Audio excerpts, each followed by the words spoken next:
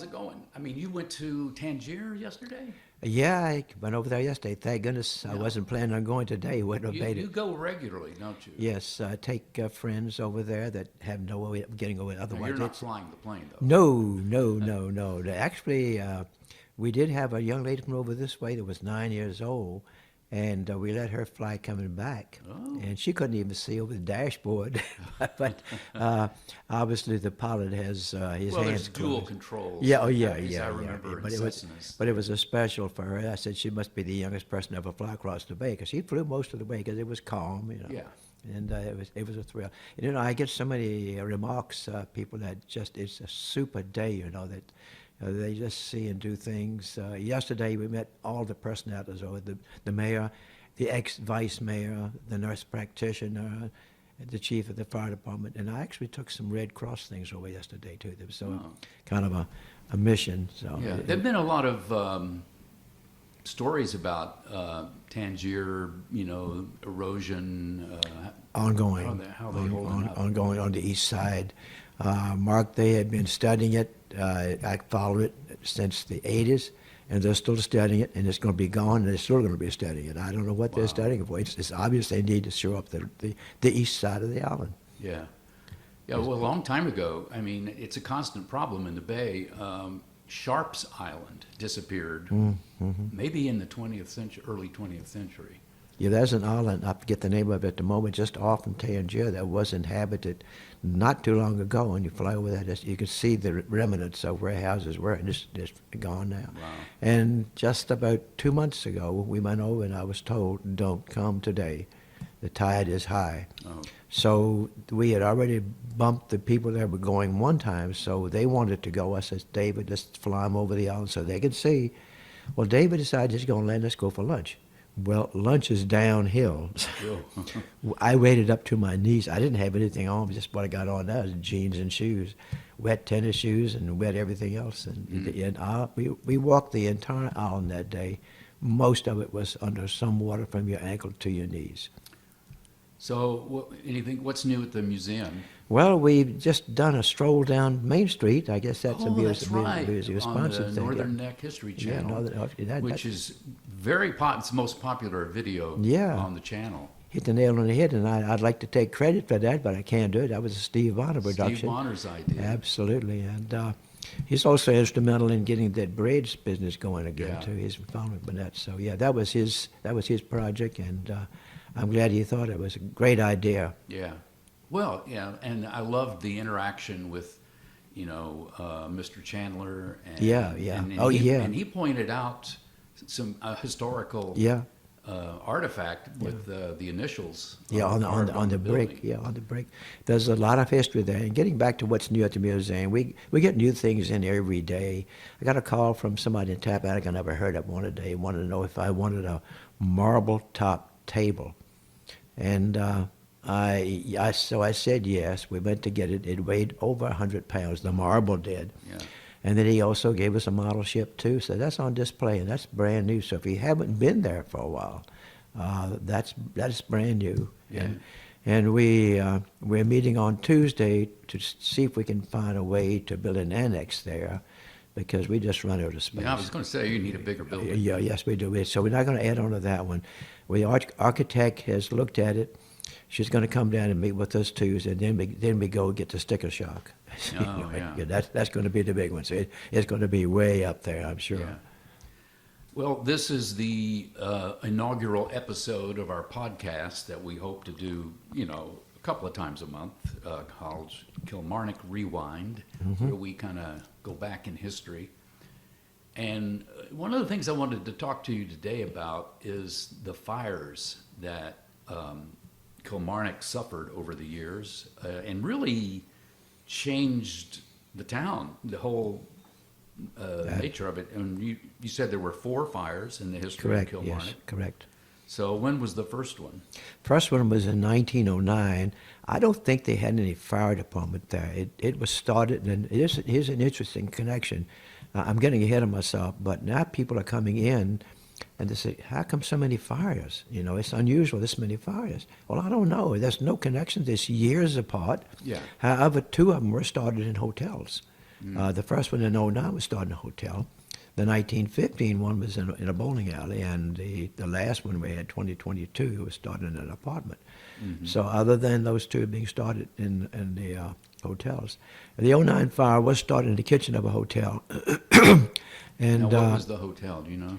the Hotel Eubank, I believe, was called then. I'm not Okay, positive. and where was that located? That was located, I want to think, on Church Street. I'm not positive. I think on right close to the center of town. Okay. Because the Eubank building, the original Eubank building, was in front of it, right on the corner where the old Eubank building is now, the brick Yeah. building.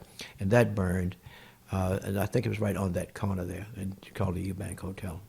Okay. So that burned, and lots of people came to town simply to take stuff. They didn't understand they were putting wet blankets over buildings. So there must not have been any fire department. Probably fire, not. There was yeah. nothing there. And the population was probably pretty small. Yeah, I guess it's hard to say. We see pictures of the destruction, but you can't tell much by that. And that's the only thing we have to go on is to see. You see a few what looks like a few shanties on what was Main Street then. So the next one was 1915. 1915. That seemed to be very destructive, apparently. That started in a bowling alley, and I don't know exactly where that was And located. I think we've got a picture of that. We'll put that up. Yeah, good, So good, people can see that. Yeah, and it looks like, according to what we can see or tell, it pretty much took the town out, many, many buildings, and that was probably the most destructive at the time. They apparently did have a fire department at that time, probably one truck, and that was the only one anywhere around. Yeah. So they couldn't get help from neighboring. No, it was no Communities. no neighborhoods at all. It's, you got it. It's all yours. Yeah. Yeah. So the big one was, and I believe it was St. Patrick's Day Yeah, of 1952. 52. I'll never forget it. Yeah. And I'm told the wind was blowing really It hard. was. It was. And where did that one start? That was started in the Hazel building of the Hotel Kilmarnock, located on Main Street. Okay, we've got a picture of that. Yeah, pretty much where the town office is, right in that area there. Yeah. That street was It called was a Bank very Street. unusual building, wasn't it? It was 3 stories high. It had a 500-seat theater on the top That's floor. amazing. Called it the Opera House. Yeah. And when movies were shown there. And it was one of the places to be. A lot of interesting things happened there. The guy that owned it was a Greek immigrant, and he didn't really fit. He was not an outcast, but he just didn't fit. Yeah. And the business was not good. And I think they had one couple in that particular night. And he left town afterwards because he had no place to go anyway. Yeah. And that was the story of the day in the rap record was it a fire, mere coincidence? So it was never known, never proven. Because when you have an investigation, the investigation is always ongoing. You never hear the end of what's the investigation. So we never did learn. It was suspect, and I certainly don't want to blame anybody falsely because we'll never know. But as you said, the wind was blowing. Before anybody knew anything, I'd had a date that night. I came through town around 1 o'clock, I think, 12 or 1, coming back home. And if I'd have looked, and it probably was going on, but I didn't look over there. No reason to. And at about 2 o'clock, I think it was whatever. And before anybody knew anything, the front of that building had collapsed, and everything across the street was on fire at one time before the first alarm went off. Yeah, and we've got some footage of that. Well, I'm going to put that up so people can see. Yeah. It was the block north of Church Street. It'd be North Main is what it's called. Yeah, Okay. north of Church Street. So across the street from where the town office is. That was the wind was blowing that direction, so everything there went all the way to next to the building next to Booth Furniture, which is a restaurant, a former restaurant now. And they had actually, one of the things that they had done, the people that come in town, they had taken most of the furniture to Booth because Booth was an old brick building, old wooden building, which still is there today. And but they were able to stop the fire. Again, we had 2 fire trucks at that time. One was broke down. And I don't think we had anybody close by. I'm not sure that white snow was enforced, and I don't think so. I know they had people from as far away to Colonial Beach to come and help us. Of course, when they got there, all they did was water down the ashes because it was gone. Yeah. But the local firemen that lived downwind, they actually had to stay there and keep water hose on because their houses were catching a fire. And go back to Steve Bonner again. He described it as one of his first memories in life was his grandmother in front of the house and beating out flames around the house that could catch the house on fire. So the local firemen couldn't, but so many of them get there. So And yeah, Steve also said there was it was raining sparks. raining sparks, yeah, which could spread. Yeah, well, fire. it did, and I don't know about the dryness, but I know the wind was blowing very hard that night. My first indication of it, Dad had gone to work. I was probably driving at that time, and he came back. He couldn't get through town. He told us what had happened. Yeah. And my grandmother was actually, she did sitting for elderly people at the time. She was actually in the house that is now the Kilmarnock Inn. That's how close she was to it. Wow. They did not order them to evacuate, but they came, they came close. So the wind was blowing south to north? Blowing east to, I guess, west to east, I think. Okay. West to east, I believe, because it's going across, it was going toward that place.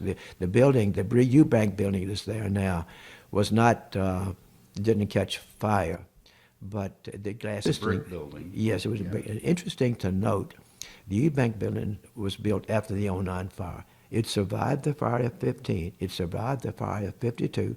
Then it had one of its own. Oh. It had one of its own. It almost took it out. It totally destructed the inside because Mr. Chandler checked with me. He said, "What's so much damage upstairs? They never repaired it from the fire." So, Eubank building survived 2 fires and it had one of its own, and that was pretty good. That was a pretty sizable one too. Yeah. And we do have pictures of that you might not have, by the way. Okay. So if you remind me. All right.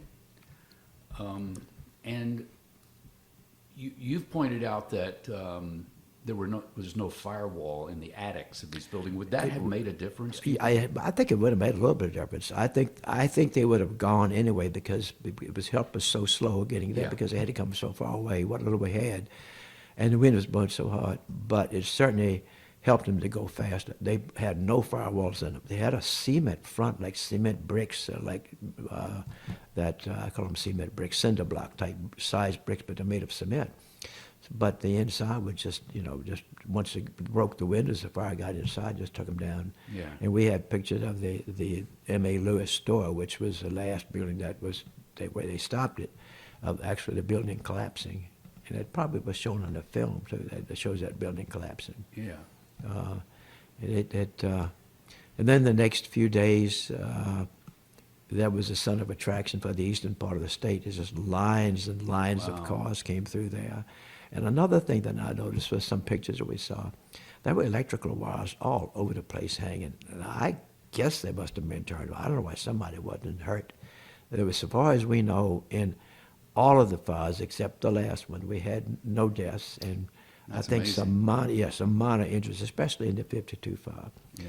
Because you just could not get through town. One of the first things they did was they brought in convicts from Camp 17 to help remove, because it was such a massive job to get Main Street cleared so people could go through. As I said, then in the following days, you just had a stream of cars, people sightseeing. Yeah. We have on the channel, we have the oral history from the members and former members of the Kilmarnock Fire Department. Right. And some of them have talked about, so people might want to look at that video. We still have it available for sale, too. Yeah, that's good.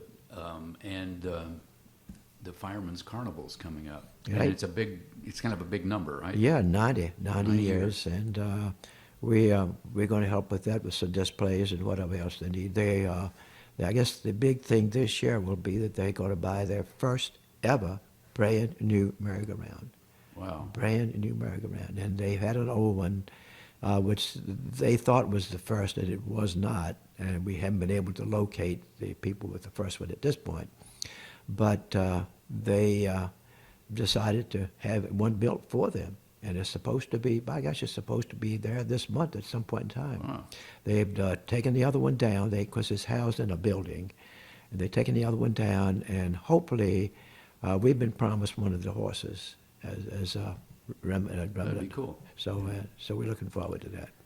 So the last of the 4 fires occurred when? 2022, same scenario, wind blowing, a gale, probably 50 feet from the firehouse, 6 fire trucks on it in minutes. In 3 minutes, I'm told, the first one. And they couldn't stop it. They couldn't stop it. We had help. We had help from Fairfields, Callio, all over. And they couldn't stop it. It got up in the tops of the houses, which were old, and it just took off. Yeah. And I didn't know about that until the next morning. When I got up there, they were still, some fire department, Kilmarnock was still on the scene, throwing water in the house. So he took down a block that time, pretty much a block. And it took out a very popular restaurant. Yeah, very popular restaurant. And something else too, they had the restaurant across the street, which wasn't destroyed. They would have concerts there. This is before the town park. Yeah. And that was the place to be on the weekends. That was a hot place. And now it's been nothing. Mm-hmm. I think I dreamt or something that the town has got some funding to help do away with that blight there, because it's just sitting there and really doesn't look too good. Right. Well, that's been an interesting trip to remember those fires. Yeah. With people that want to come to the museum, what are the hours? Well, we open now from Wednesday through Saturday from 11 until 4, anytime by appointment. Okay. I'm glad to open any time that I can get there. If I can't get there, I'll send someone else. I want to say this to the people of Kilmarnock. I'm going to take a wild stab. I'm going to use the word 80% have not been there, and you're missing something. Yeah. We aim to amaze and amuse. And let me throw a couple of things out there just to give you an idea, because most everybody knows about Admiral Chase. He was the only person to fly a military plane under the Norris Bridge and not get caught. And what you might not know about him, though, he was actually knighted, so he's Admiral Sir Bertram Chase. But among the many other things that we have that are surprises is the final thing that I always go with, and that is the Robbie Spire story, the band director. We make a claim that we have the only band director in the world that was ever arrested for marching too slow, true story. And we go one step further, that we would say that we have the only band director in the world that's ever going to be arrested for marching too slow. I don't think they're going to make that claim No, again. probably not. So that's the story. We have proof of it. It took an act of Congress for us to get the pictures there, because the paper at the time did not want to release them. And we have the picture of him. He is so dangerous that he is on the sidewalk in handcuffs. The entire band is pulled out of the parade. So if that's not enough to get you there, we got so many other things too. Right now, we are commemorating the anniversaries of quite a few things. We got the radio station's been there 50 years, the Carnival 90 years. The Little League Ballpark, which we could touch base at another time, is one of the best in the country. That's celebrating 60 years. And in addition to the Animal Welfare League, with I think it's 60 years. And we just go on and on. We got so many anniversaries coming up this year, and have come up. And Chesapeake Bank, with 125 years. That's amazing. So, yeah. Well, it sounds like fodder for another podcast. Absolutely. Okay. Well, we'll do this again. Thanks for dropping by. My pleasure. I enjoyed it.